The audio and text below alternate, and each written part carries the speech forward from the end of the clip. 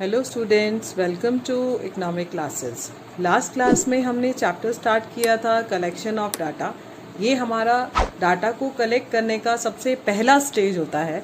इसमें हमने ये देखा कि डाटा को हम किन सोर्सेज से कलेक्ट कर सकते हैं। तो हमने दो सोर्स को पढ़ा था, एक प्राइमरी सोर्स और एक सेकेंडरी सोर्स।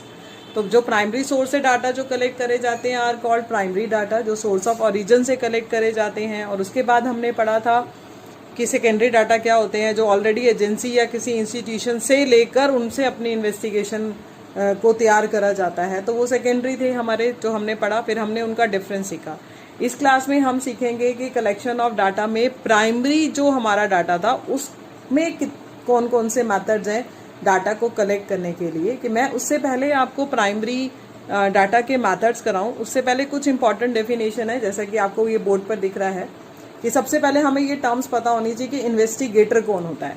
इन्वेस्टिगेटर जो है वो एक पर्सन है। Investigator, the person who plans and conduct the statistical investigation is called the investigator. वो पर्सन जो स्टैटिस्टिकल इन्वेस्टिगेशन को कंडक्ट करता है, प्लान करता है, उस पर्सन को हम कहते हैं इन्वेस्टिगेटर। ही में कंडक्ट द इन्वेस्टिगेशन इंडिपेंडेंटली, वो चाहे तो वो खुद भी अकेले ही इंडिपेंडेंटली डाटा इन्वेस्टिगेशन में जो भी डेटा चाहिए है उनको वो कलेक्ट कर सकता है, और with the help of others, वो किसी और की हेल्प लेकर भी कर सकता है। सेकंड आता है इन्यूमरेटर कौन होता है। Enumerator is a person who goes out to the field. ये वो पर्सन है जो फील्ड में जाता है and collect the desired statistical information, जो इंफॉर्मेशन हमें चाहिए उसको कलेक्ट करता है। तीसरा कौन है, रिस्पोंडेंट। रिस्पोंडेंट कौन हुआ, जो इंफॉर्मेशन हमें दे रहा है, जो रिस्पॉन्ड कर रहा है, जिससे हमने क्वेश्चन किया और उसने हमें हमारी बात का जवाब दिया, वो रिस्पोंडेंट। ठीक है। उसके बाद आता है सर्वे। सर्वे क्या होता है, सर्वे इज द मेथड, जो मेरी इंक्वायरी है उसके लिए जो मैंने इंफॉर्मेशन को कलेक्ट करा इंडिविजुअल से, तो वो जो मैंने पूरी इंक्वायरी में करी वो मेरा क्या है, सर्वे। तो ये इंपॉर्टेंट टर्म्स हैं कि इस चैप्टर में जो आपको पता होनी चाहिए कि इन्वेस्टिगेटर कौन होता है, इन्यूमरेटर कौन होता है, रिस्पोंडेंट कौन होता है और सर्वे क्या है। तो ये बताने के बाद अब मैं आपको कराऊंगी मेथड्स जो हैं प्राइमरी डाटा में, कि किस तरह से हम प्राइमरी डाटा को कलेक्ट कर सकते हैं, उनके कौन कौन से मेथड्स हैं। तो सबसे पहला हम मेथड करेंगे डायरेक्ट पर्सनल इन्वेस्टिगेशन। सबसे पहला मेथड करने जा रहे हैं हम डायरेक्ट पर्सनल इन्वेस्टिगेशन। तो सबसे पहले मैं आपको इसका मीनिंग बताती हूँ ये क्या होता है। Under this method the investigator collect the data by having direct contact with the इंफॉर्मेंट। इसमें क्या होता है कि जो इन्वेस्टिगेटर है वो डायरेक्ट उस पर्सन से कॉन्टेक्ट करता है जिससे इंफॉर्मेशन चाहिए, यानी कि conduct on the spot inquiry. उसी time on the spot inquiry को कंडक्ट करा जाता है। इसको मैं लिख देती हूँ, अंडर this method, इस मेथड में the investigator collect data, the investigator collects data, वो डेटा को कलेक्ट करता है by having direct contact, by having direct contact, किससे करेगा वो direct contact, with the informant, with the informant जिससे इंफॉर्मेशन चाहिए, spot informant, and conduct on the spot inquiry, and conduct on the spot inquiry. तो direct personal, नाम से ही पता चल रहा है कि डायरेक्ट जाना, पर्सनली उस पर्सन से मिलना जिससे हमें इंफॉर्मेशन लेनी है। तो डायरेक्ट पर्सनल इन्वेस्टिगेशन के अंदर जो इन्वेस्टिगेटर होता है वो डायरेक्टली कांटेक्ट करेगा। ठीक है। इसको मैं आपको एक एग्जांपल से समझाती हूँ।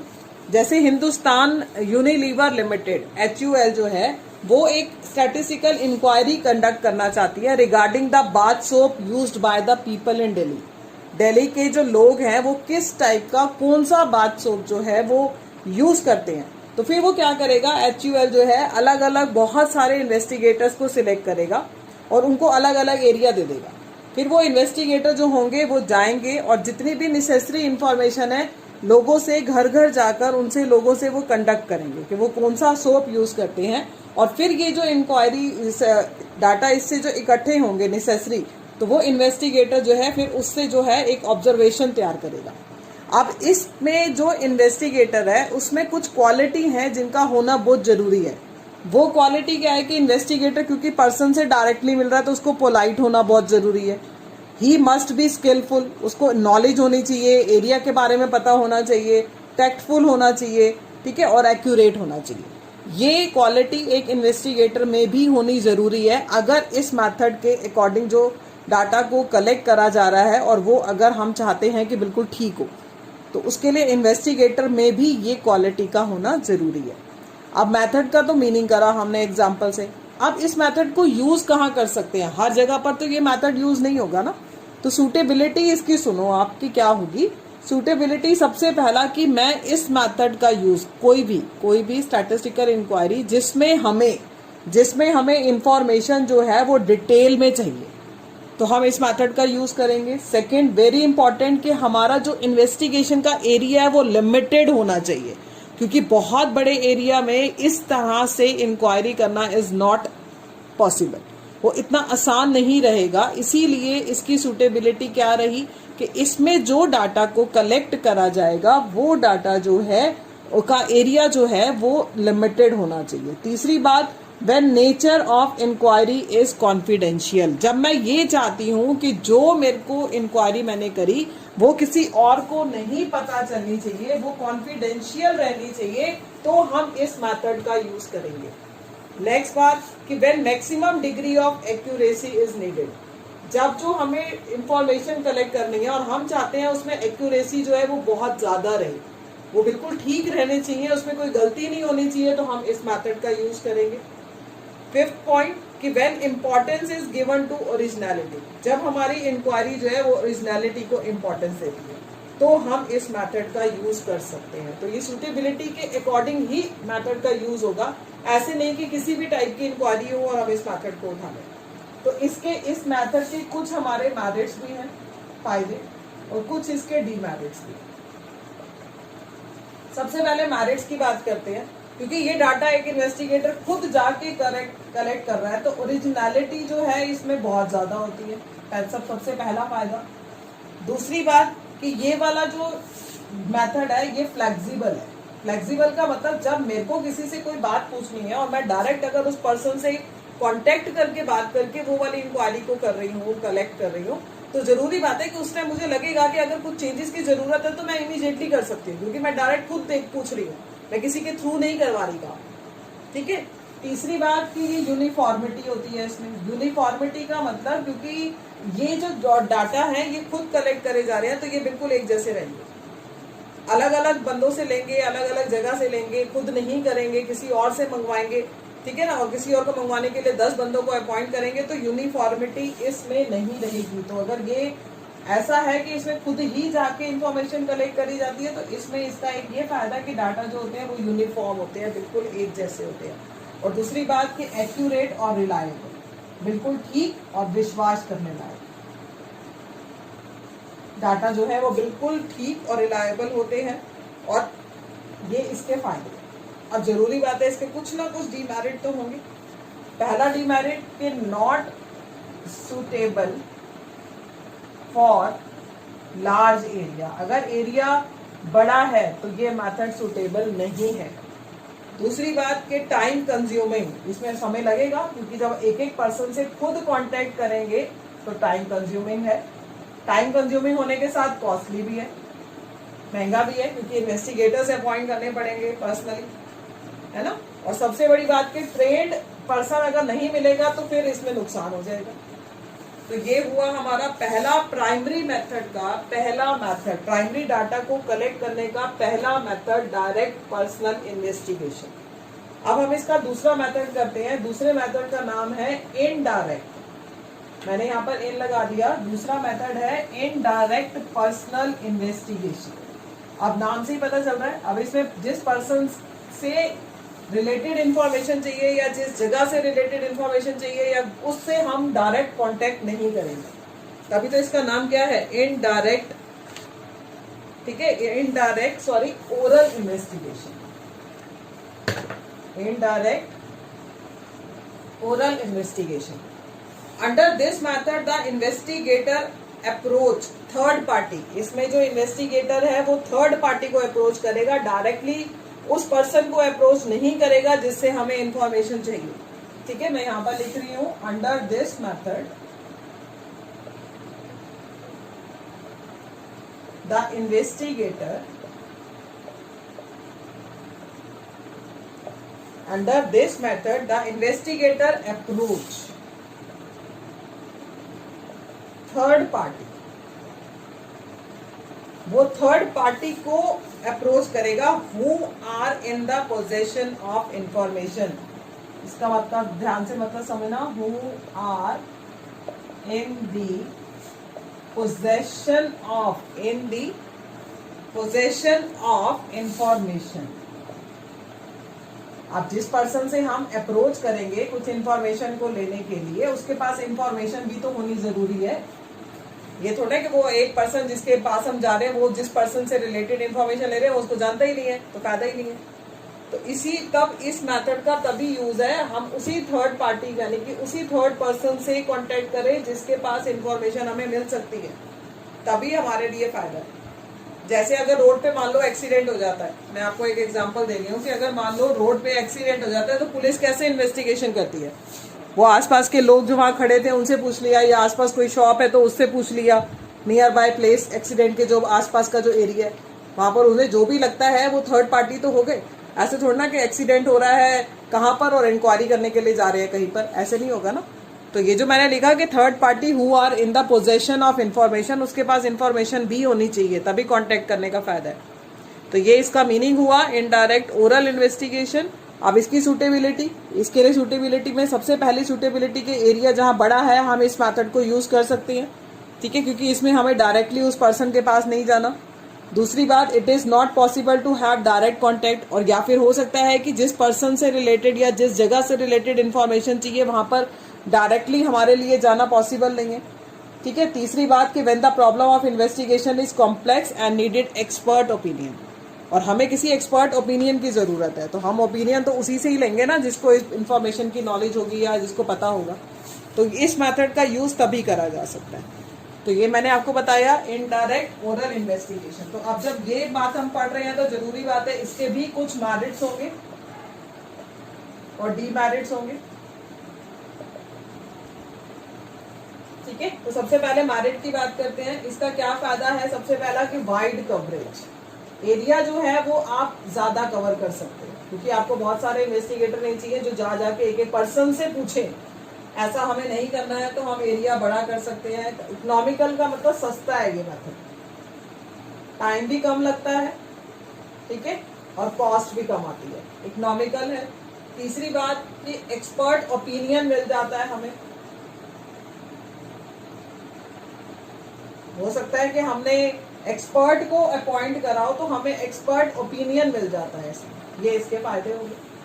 अब इसका नुकसान क्या है? पहला कि ये एक इनडायरेक्ट इंफॉर्मेशन है। इनडायरेक्ट का मतलब ये उस पर्सन से डायरेक्टली नहीं मिली है, तो हो सकता है कि यहीं पर एक्यूरेसी जो है वो कम हो जाए, जितनी डायरेक्ट में थी इनडायरेक्ट ओरल में उससे कम रहेगी। ठीक है, तो इसलिए, और lack of interest of the informant, ये बहुत अच्छा पॉइंट है इसका, lack of interest of informant. हो सकता है जिससे इंफॉर्मेशन ले रहे हो वो अपना इतना ज्यादा इंटरेस्ट ही ना दिखाए और इतने अच्छे से बातों को ना बताए जितना हमें जरूरी चाहिए, है ना। तो ये इसका एक ड्रॉबैक है। और तीसरी बात, lack of uniformity, lack of uniformity, क्योंकि यहाँ पर डायरेक्ट कांटेक्ट नहीं हो रहा ना, तो डाटा जो है वो यूनिफॉर्म हो सकता है ना हो। तो डायरेक्ट और इनडायरेक्ट मैंने आपको कराया। डायरेक्ट और इनडायरेक्ट ओरल इन्वेस्टिगेशन में क्या फर्क हुआ? डायरेक्ट पर्सनल इन्वेस्टिगेशन में इन्वेस्टिगेटर डायरेक्ट कांटेक्ट करता है, पहला बात मैं डिफरेंस बता रही हूँ। और जो इनडायरेक्ट ओरल इन्वेस्टिगेशन है उसमें data are collected orally from the person who are not subject to the inquiry, यानी कि हम उस पर्सन से इंक्वायरी कर रहे हैं जो इस इंक्वायरी का पार्ट नहीं है, यानी कि वो थर्ड पार्टी है। ठीक है, दूसरी बात, इट इज जो आपका डायरेक्ट पर्सनल इन्वेस्टिगेशन है वो कॉस्टली है, ठीक है। और जो इनडायरेक्ट है वो जरा लेस, इनडायरेक्ट ओरल इन्वेस्टिगेशन वो लेस एक्सपेंसिव है, ठीक है। थर्ड बात कि जो डायरेक्ट पर्सनल इन्वेस्टिगेशन है उसका फील्ड ऑफ एरिया जो है वो कैसा होना चाहिए, अभी बताया मैंने, स्मॉल। और जबकि इनडायरेक्ट ओरल इन्वेस्टिगेशन के अंदर फील्ड ऑफ एरिया कैसा रह सकता है, लार्ज। तो ये मैंने आपको दो मेथड कराए, डायरेक्ट पर्सनल इन्वेस्टिगेशन और इनडायरेक्ट ओरल इन्वेस्टिगेशन। तो अब हम इसका थर्ड मेथड करते हैं।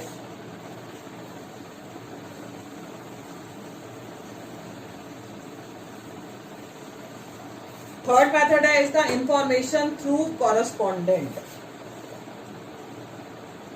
Information through correspondent.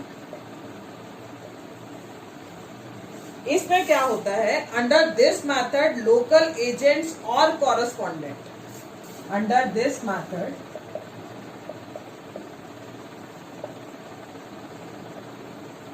local, under this method local agents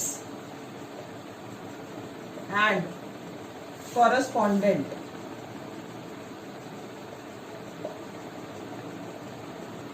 हम लोकल एजेंट्स या लोकल कॉरेस्पॉन्डेंट जो होते हैं आर अपॉइंटेड एंड ट्रेंड, उनको अपॉइंट करते हैं, आर अपॉइंटेड और ट्रेंड, उनको ट्रेंड करा जाता है, यानी कि पहले उनको ट्रेनिंग दी जाती है to collect the information from the respondent, to collect the information from the respondent. यानी कि इसमें इंफॉर्मेशन को कलेक्ट करने के लिए जहां एरिया है उस एरिया के लोकल एजेंट्स और कॉरेस्पॉन्डेंट को अपॉइंट करा जाता है और उसके बाद उनको ट्रेनिंग दी जाती है। जैसे रेडियो में, टेलीविजन में या न्यूज़पेपर में जो एजेंसीज है, ये एजेंसी क्या करती है, जनरली अडॉप्ट दिस मेथड, इस मेथड को ही तो करती है क्योंकि जो इनको रेगुलर इन्फॉर्मेशन चाहिए, न्यूज़पेपर में डालने के लिए इनको रेगुलर इन्फॉर्मेशन चाहिए, तो वहीं के एरिया के एजेंट्स को ही तो अपॉइंट करेंगे जो इनको इन्फॉर्मेशन लाके देंगे और ये फटाफट से बताएंगे। This method is adopted by the various government departments. Government department भी इस वाले मेथड को अडॉप्ट करती है जहां पर रेगुलर इन्फॉर्मेशन की जरूरत होती है और एरिया जो है फिर वो बहुत बड़ा हो तो ये फिर बहुत ही बेटर है।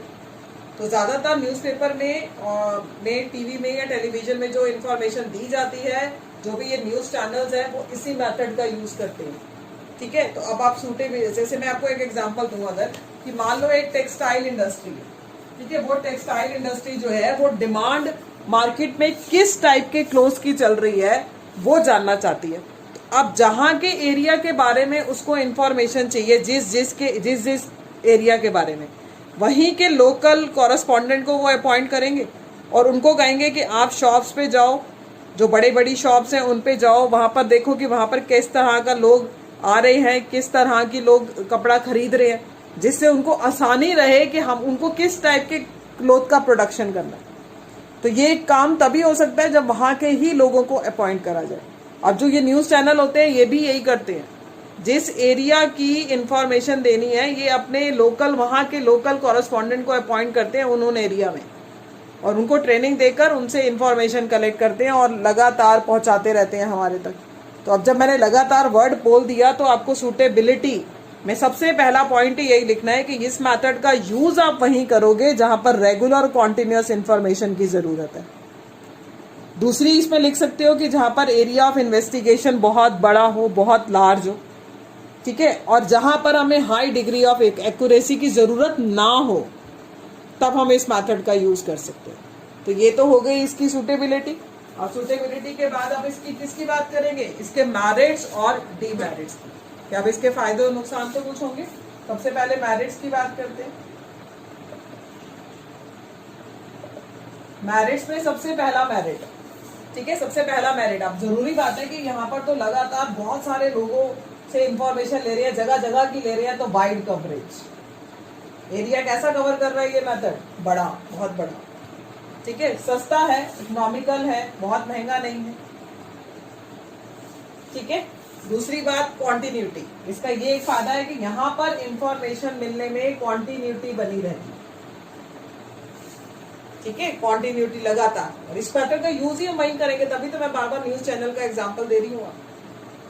और डीमेरिट में सबसे बड़ा डीमेरिट लैक ऑफ यूनिफॉर्मिटी, क्योंकि कोई किस तरीके की बात करता है, अगर आप चैनल चलाओ ना अलग अलग न्यूज चैनल, तो आपको अलग अलग न्यूज चैनल में शायद अलग अलग कुछ मिलने को सुनेगा, सेम नहीं मिलेगा सब जगह पर। तो यूनिफॉर्मिटी रहती है, थोड़ा टाइम कंज्यूमिंग है। अगर चैनल न्यूज चैनल नहीं है, कोई वैसे ही इंक्वायरी कर रहा है, जैसे टेक्सटाइल इंडस्ट्री का मैंने एग्जांपल दिया, तो ये टाइम कंज्यूमिंग क्यों है कि जब तक सारे कॉरेस्पॉन्डेंट आके नहीं बताएंगे तब तक इनका रिजल्ट तैयार ही नहीं होगा, तो टाइम लेता है ये मैथड। ठीक है, हाई डिग्री ऑफ एक्यूरेसी की कमी है यहाँ पर, एक्यूरेसी तो बहुत ही कम होती है, लैक ऑफ एक्यूरेसी, ये इसके ड्रॉबैक है। तो ये मैंने आपको कराया इसका तीसरा मेथड। ठीक है, अब इसके नेक्स्ट मेथड पे आते हैं जो आज की क्लास का लास्ट है, उसके बाद का मेथड हम नेक्स्ट क्लास में डिस्कस करेंगे। तो ये क्लास में मैं आपको अब फोर्थ मेथड करा रही हूँ, टेलीफोनिक इंटरव्यू, जो नाम से ही पता चल रहा है बहुत इजी है। टेलीफोनिक इंटरव्यू, नाम से ही पता चल रहा है। इस मेथड के अंदर, under this method data is collected through an interview over a phone, over a telephone. Telephone में इंटरव्यू लेकर हम डाटा को कलेक्ट करते हैं। Under this method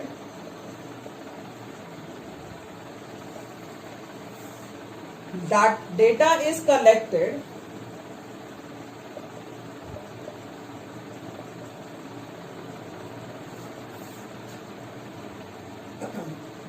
collected through an interview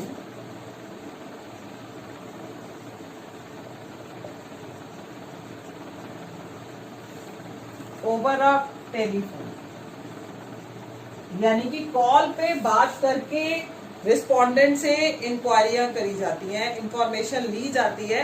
ठीक है, विद द इंटरव्यू। ठीक है, नाम से पता चल रहा है, उसमें तो कोई इतना ज्यादा बताने की जरूरत भी नहीं है। अब सुटेबिलिटी, जरूरी बात है कि when the respondent have a telephone, इस मैथड का यूज आप तभी कर सकते हो जिन घरों में फोन होगा। जहां फोन नहीं है वहां इस मैथड का यूज नहीं हो सकता। दूसरा, और when the data is to be collected in shorter duration, यानी कि हमारी इंफॉर्मेशन ऐसी है कि जहां पर हमें बहुत ज्यादा टाइम की जरूरत नहीं चाहिए, हम छोटे से फोन कॉल पर ही अपनी बात को पता लगा सकते हैं। तो टाइम ड्यूरेशन जहां पर कम हो, जहां पर लोगों के पास घरों में फोन हो, हम इस मेथड का यूज वहीं कर सकते हैं। अब इसके क्या मेरिट्स रहेंगे आप उसको ध्यान दें, और इसके डीमेरिट्स। इसका फायदा सबसे पहला कि वाइड कवरेज, ये तो बहुत ही इजी है, क्योंकि आप वहीं एक जगह बैठे बहुत सारे लोगों को फोन कर सकते हो अलग अलग जगह के, तो कवर एरिया जो है बहुत बड़ा कवर हो सकता है। ठीक है, उसके बाद अगला इकोनॉमिकल, ये इकोनॉमिकल है। अब इकोनॉमिकल का मीनिंग तो आप समझ ही गए हैं क्या है। ठीक है, और उसके बाद है क्लैरिफाइड डाउट्स, क्योंकि आप डायरेक्ट ही पूछ रहे हो उनसे फोन पे, तो उनके डाउट को आप क्लियर कर सकते हो साथ साथ, क्लैरिफाई द डाउट्स। ठीक है, उसके बाद इसका डीमेरिट, इसका यूज बहुत ज्यादा नहीं किया जा सकता, क्योंकि इंक्वायरी अगर बहुत बड़ी है, बहुत ज्यादा क्वेश्चन अराइज करने हैं, तो पॉसिबल ही नहीं है। बहुत छोटी सी बात पे आप इसको यूज कर सकते हो, तो इसका लिमिटेड यूज है, हर जगह पर ये मैथड नहीं यूज हो सकता। ठीक है, और विजुअल फीडबैक जो है इज नॉट पॉसिबल, हमारे को यहाँ पर फीडबैक का मिलना भी पॉसिबल नहीं है। तो ये इसका ड्रॉबैक थे। तो ये मैंने आपको अभी 4 मेथड्स कराए हैं इसके। इसका लास्ट 5th मेथड जो है इंफॉर्मेशन थ्रू अ क्वेश्चनेयर और अ शेड्यूल, इसके आगे फर्दर 2 पार्ट्स रहेंगे, ये हम नेक्स्ट क्लास में डिस्कस करेंगे। तो जितना मैंने पढ़ाया आई होप कि आपको समझ आ गया होगा। तो नेक्स्ट क्लास में हम इसके नेक्स्ट मेथड को क्लियर करेंगे। Thank you.